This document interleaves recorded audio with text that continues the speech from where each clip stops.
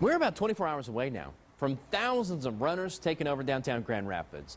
Things are quiet down there this morning, but when the largest 25K road race in the country hits the streets tomorrow, you're going to notice some really big changes. The bombings at the Boston Marathon have prompted the heaviest police presence in the history of the Fifth Third Riverbank Run. And 24-hour News 8's Amanda Jarrett live downtown right now with a closer look on what you need to know for race day. Good morning, Amanda. Good morning, Brett. Well, first I want to show you some things that are happening this morning. They're setting up some gates for the Fifth Third Riverbank Run this morning, getting ready for tomorrow. And over here, you can see gear check-in. Things are already happening inside. They're unpacking things. This is all here at DeVos Place.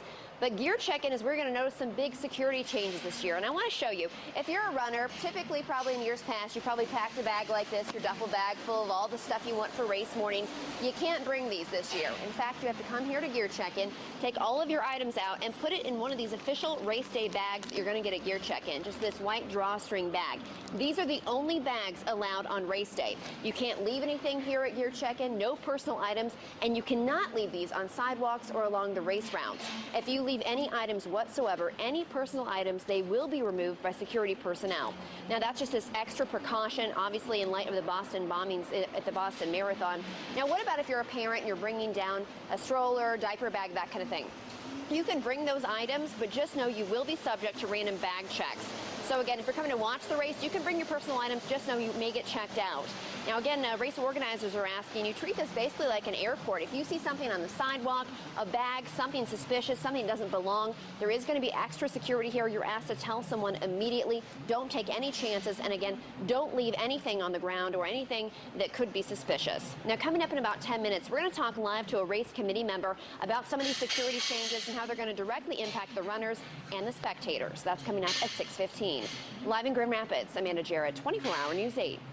Hey, Sarah, you're going to notice some big security changes if you head to the Fifth Third Riverbank Run tomorrow morning. This morning, 24-hour News 8's Amanda Jarrett is live in front of DeVos Place talking with a race organizer about the new gear check changes. Amanda? Good morning, Brett and Emily. You know, this is the first big event here in the city since the Boston Marathon bombings. And of course, you are going to notice some big security changes here, whether you're coming to the race or running in the race. Now, we're here live with Brooke, a race committee member. Thanks for joining us, Brooke. And we're here at Gear Check-In. This is really where you're going to notice the biggest changes, right? Talk a little bit about your security plan this year. You know, we've always had a really great security and safety plan for the Fifth Third Riverbank Run, but we do have some revisions this year. You'll see security more mobile and visible this year. Bags are subject to be searched if you choose to bring them, like at the Michelob Ultra post-race party, if you bring them into the expo, random places like that. But most importantly for participants, if there's any gear they're not going to be running or walking with, they should plan to use the official gear check process. And let's talk about that, because at 6 o'clock we showed you, this is kind of a duffel bag. You can't bring these this year if you're running in it, right? You have to use the official race day bag. Yes, you cannot leave any personal bags behind. You should plan to come inside here starting at 6 a.m. in the DeVos Place to the official gear check area. Put your personal belongings here inside the official gear check bag, and then you can come right back here as late as 12:30 to pick up your things. And one big thing, it's going to slow the process down a little bit for people, right? A little bit. The process is really swift, but participants that maybe not tend to use official gear check areas should probably plan just a little bit extra time in the morning to come down, park, and get in here and check their things. And of course, we were talking about, you know, a lot of people bringing kids down, diaper bags, that kind of thing. What do they need to know? Yeah. Again, that bags are subject to be searched. So, you know, parents can come down with strollers, diaper bags, extra bags with snacks and things, but security may stop and just ask you to look through their bags. Okay, thanks so much for joining us this morning, Brooke. And coming up in our next half hour of Daybreak, we're going to talk about some important parking and traffic information you'll need to know for race day. We're live in Grand Rapids. Amanda Jarrett, 24-hour News 8. Here on Daybreak, we're getting you ready for the Fifth Third Riverbank Run. We've got important traffic and parking information for you for race day. And 24-hour News 8's Amanda Jarrett joins us now live with a bird's eye view of downtown with what you need to know. Amanda.